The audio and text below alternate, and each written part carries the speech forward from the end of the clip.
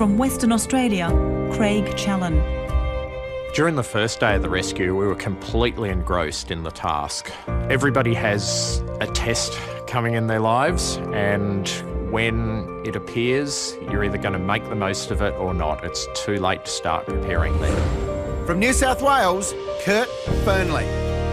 I feel like I'm a product of a community that gave hope, that built resilience and stood alongside me to give me the world. I want to see that in every community, that we can build people and have this assumption of brilliance.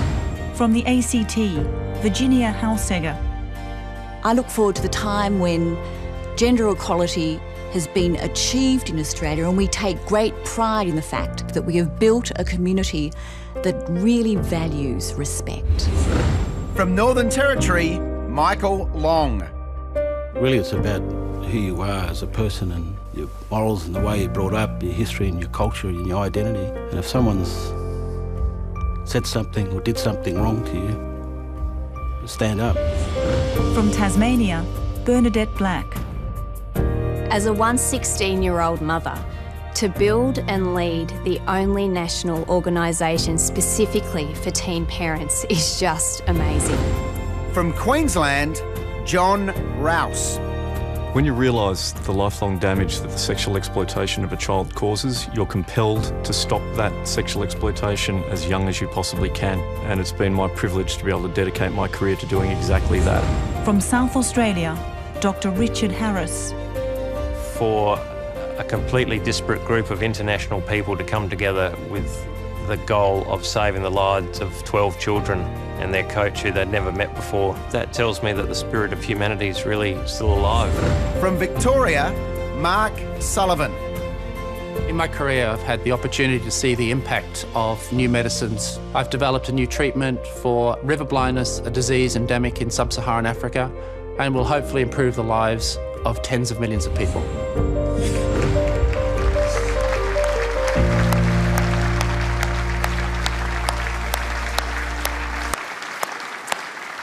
Okay, the time is here. Who will be the Australian of the Year 2019? Prime Minister, I think you have the most exciting job tonight. Yeah, how good is this?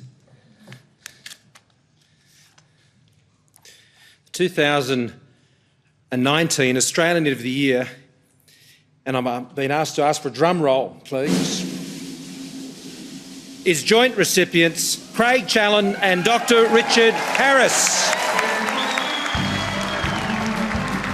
Australian of the Year 2019 will be shared by Dr. Richard Harris and Craig Challen, who are both medical experts, elite cave divers, and have been friends for 20 years. Called upon to save 12 young soccer players and their coach in a Thai cave, the odds were low, but the operation proved a total success.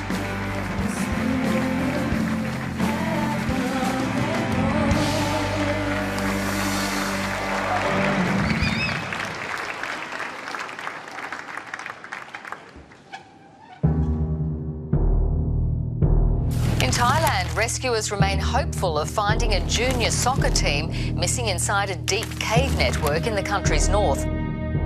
I don't actually recall the first time I heard about the boys being trapped.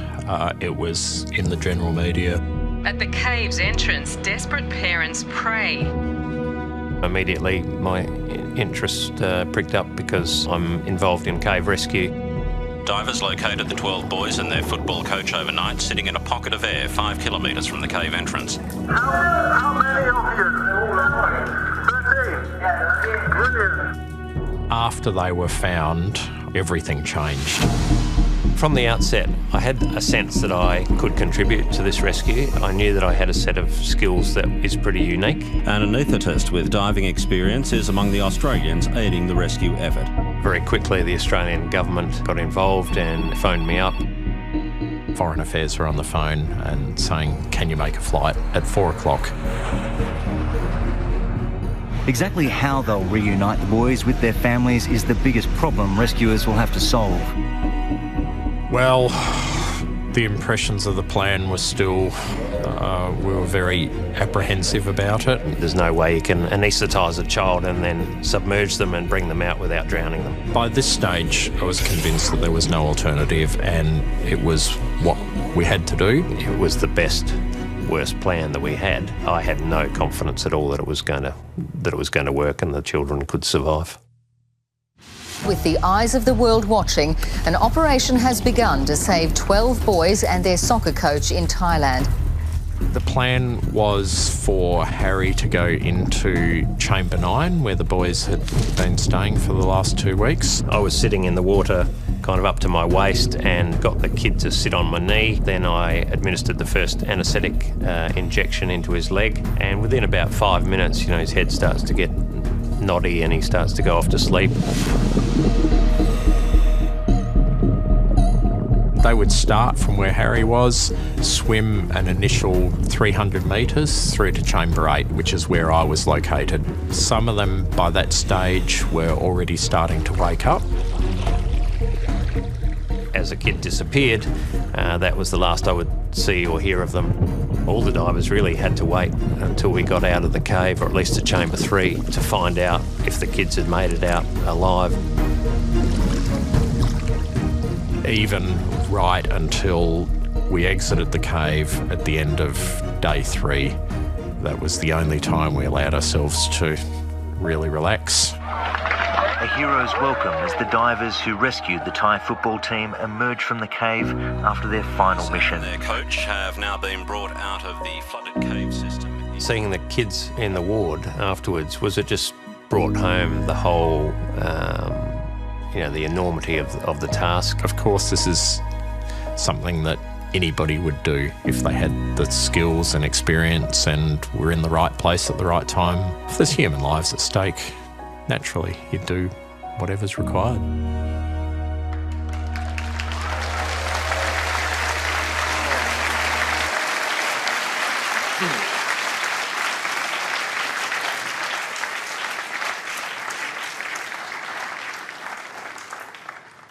Well, thank you very much, Prime Minister and ladies and gentlemen. I'm going to change the first word from I to we. I think are enormously humbled by this award, but we are both quite uneasy with this recognition, given that we were just one part of a very large team, and we're surrounded by people who have worked their whole lives towards a cause and have dedicated themselves to that. And so we'd like to just congratulate again the other nominees for their efforts.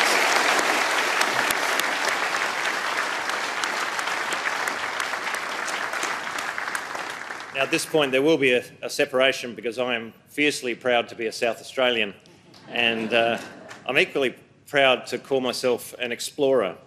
But I do fear for kids today who, living in a risk-averse society, will not learn to challenge themselves and to earn the grazed knees and stubbed toes that really are necessary to build resilience and confidence. I think a need for adventure resides in all of us. And the answer for some is found in reading books, and for others by watching the screen. But for others, like ourselves, exploration is actually a real addiction. For me, or for us, it's about caves. And really, caves are the last place on this earth where an explorer can be the very first person to find something unique and witness something for the first time and call it their own. It's thrilling to be part of a wave of citizen scientists in that community who are unravelling some of the world's secrets, the Earth's secrets.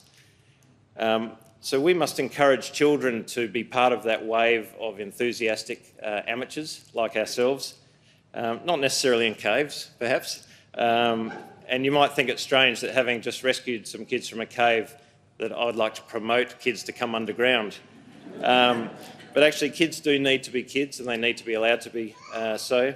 They need to be allowed to find their own boundaries and to test their own limits. So I plan to spend this year encouraging kids to do just that and to find their inner explorer. And equally importantly, to ask parents to relax a little and let them have a bit of rope to do that. Outdoor activities really do promote physical and mental well-being, and it's critical that kids can test their own limits.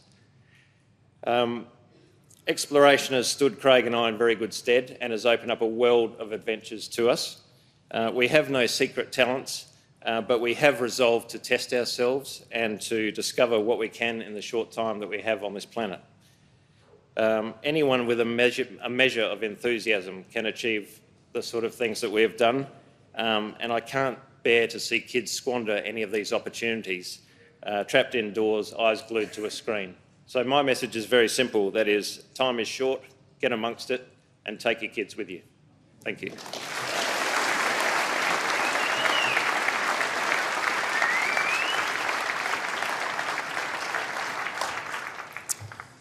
Blimey. Well, I am really somewhat astounded that the pursuit of a hobby for the last 22 years has led to so much interest and acknowledgement and me being up here tonight. I will, at the risk of boring you, emphasise again that Harry and I are just two members of a large team that carried out the Tam Lorong rescue, and there were many individuals that played valuable parts. I've had the most extraordinary good fortune throughout my life. Probably the single greatest factor is having been born in Australia. I think it's difficult to think of a better place in the world to live. It's so easy to focus on negative news and a seemingly never-ending stream of problems, but we should recall that in the eyes of the rest of the world, Australia is viewed as an outstanding example of civil society. But while a nation must build for all, at an individual level, we must all accept personal responsibility for our destiny. And confronting the small challenges that appear every day and taking responsibility for your actions and for their consequences is the only way you can possibly be ready for the life-defining events. There's a temptation to take the easy route. I think that life will be better if we mould it to make it as comfortable as possible. But there's a real and serious risk in doing this. The risk that we miss the opportunities that present themselves, missing the chance to lend a hand and help others. We risk never knowing our own strength and what we're capable of. And we risk that when we're faced with our test or adversity confronts us, we crumble into a heap and give up instead of standing up.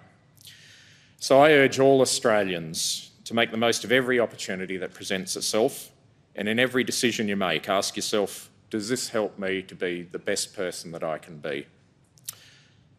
Thank you for this great honour. I feel flattered and privileged to be numbered amongst an extraordinary group of people, both previous recipients and this year's nominees. I dearly hope that I can prove myself worthy of it. Thank you.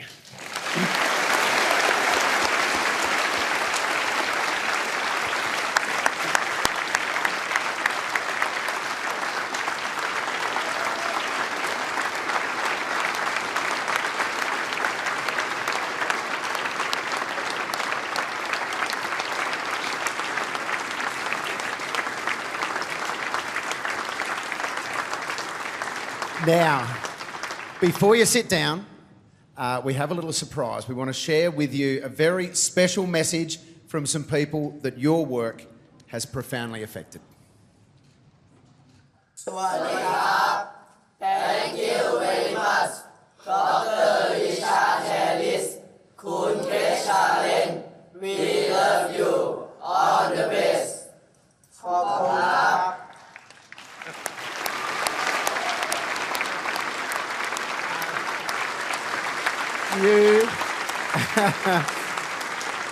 You must be incredibly proud. Well, that speaks everything to what we've been involved with, and it's actually the first communication we've had with the kids, so that's pretty special. Thank you. I can sort of see it in your eyes tearing up a bit there. When you look at their faces, what runs through your minds?